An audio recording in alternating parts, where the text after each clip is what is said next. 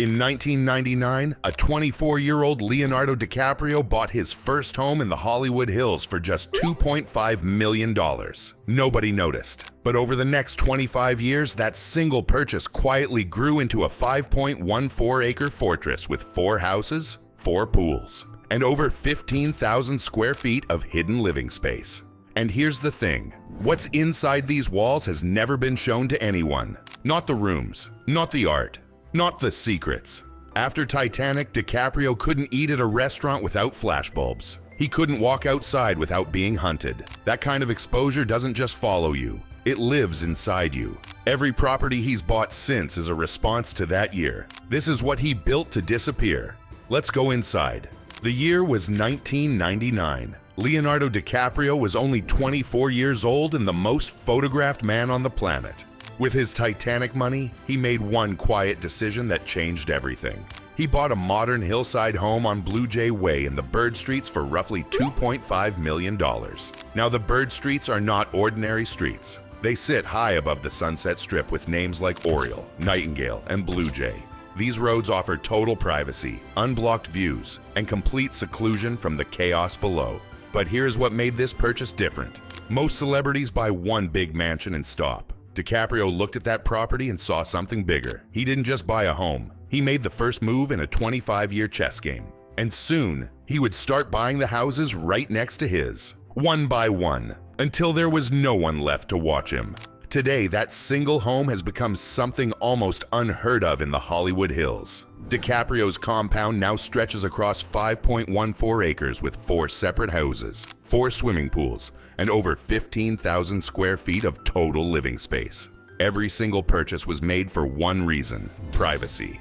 The multiple houses create natural separation between living areas, guest spaces, and entertainment zones. The landscaping acts like a fortress wall, blocking every possible sightline from neighbors and paparazzi. In a city where privacy is almost impossible, DiCaprio quietly built his own sanctuary. But building this compound was not easy, because one of his neighbors took him to court. And what happened next is something nobody expected. In 2007, the owners of the house next door sued DiCaprio over damage from his basketball court construction. The lawsuit lasted 2 years before settling in 2009.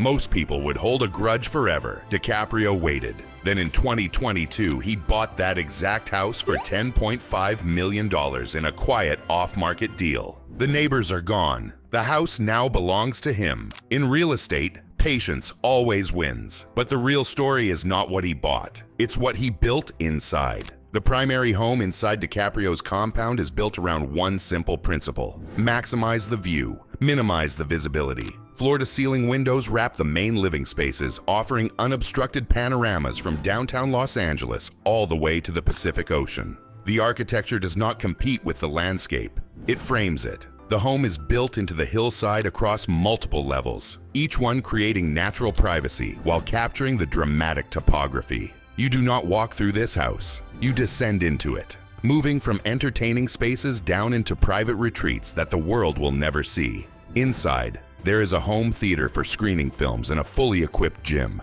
Outside, multiple terraces and decks flow seamlessly into the California air. But almost no interior photos have ever been released. This mansion is not just private, it is deliberately invisible. In the Hollywood Hills, privacy is not just about walls and gates. It is about nature. DiCaprio's compound features landscaping designed with one goal in mind: protection. Every tree, every hedge, every slope has been carefully placed. The greenery blocks sightlines from neighboring properties. It prevents telephoto lenses from capturing anything meaningful, and it creates acoustic separation from the world below. Most celebrities rely on security systems and bodyguards. DiCaprio relies on topology and botany. The hills provide natural protection. The plants provide visual cover. The multiple buildings provide separation. It is security through design, not intimidation. For someone who has been photographed since childhood, this level of control is not luxury. It is survival. But the Hollywood Hills compound is only one piece of his empire, because his next property was not for him, it was for his mother. In May 2021, DiCaprio bought a Spanish colonial home in Los Feliz for $7.1 million.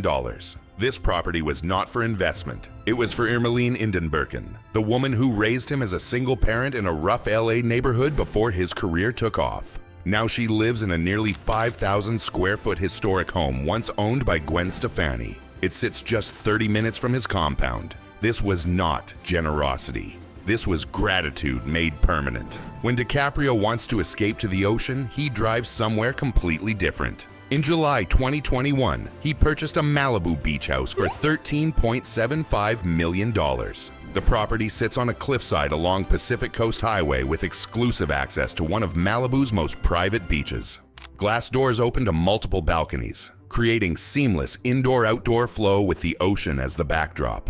Outside, a fire pit, outdoor shower, and sauna complete the retreat. But here's the twist. DiCaprio never used it as a full-time residence. In 2025, he listed it for $23 million, nearly double what he paid. For him, real estate is not just about living. It is about multiplying. In 2005, DiCaprio purchased Blackador Cay off the coast of Belize for just $1.75 million.